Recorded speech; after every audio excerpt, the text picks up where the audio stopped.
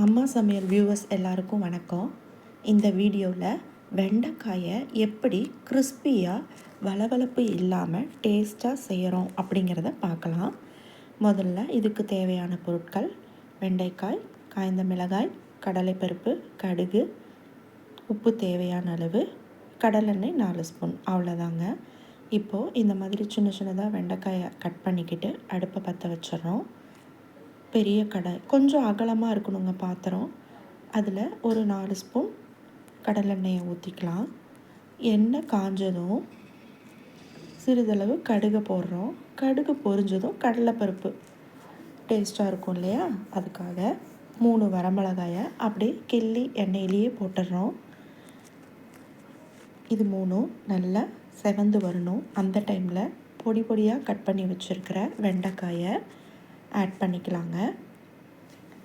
பாத்திரம் கொஞ்சம் அகலமாக இருந்தால் வெண்டைக்காய் சீக்கிரம் குக் ஆகிடுங்க.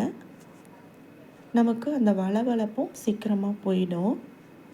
பாருங்கள், கொஞ்ச நேரம் ஒரு 2 நிமிஷம் மாட்டோம் நீங்கள் பக்கத்தில் இருந்து கொஞ்சம் அடுப்பை வேகமாக வச்சு கிளறி விடுங்க.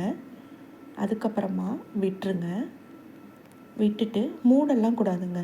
அப்படியே விட்டுட்டு நீங்கள் போய் வேறு ஏதாவது வேலை இருந்தால் பார்த்துட்டு அப்பப்போ ஒரு 4 கலரு, அவ்வளோதாங்க. அது கூட லேசாக தான் கிளறணும், ரொம்ப கிளறக்கூடாது. பாருங்கள், இந்த மாதிரி நல்ல ப்ரௌனாக வந்துடும். கிறிஸ்பியாக இருக்கும், ரொம்ப டேஸ்ட்டாக இருக்கும்.